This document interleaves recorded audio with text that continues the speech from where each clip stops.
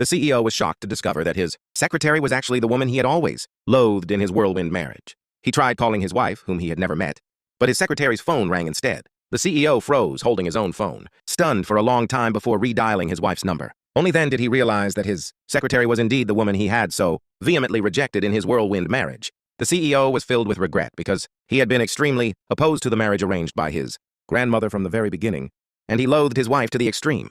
He hadn't even shown up at their wedding ceremony, leaving the girl to suffer the cold stares of others alone at the wedding. What's worse, to humiliate her.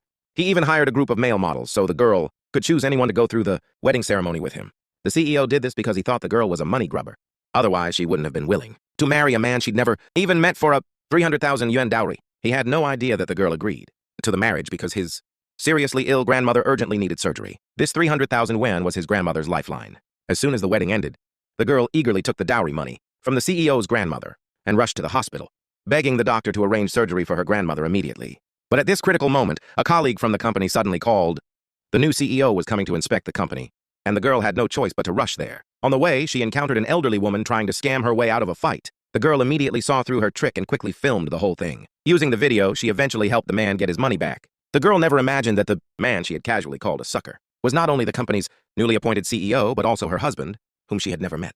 Soon, the girl arrived at the company and was told that the new CEO would choose a designer from among them to lead an important upcoming project. The girl was determined to make a good impression on the new CEO. He had worked hard to secure the project so he could pay back the 300,000 yuan dowry as soon as possible. But the moment he saw the new CEO walk in, his face turned ashen.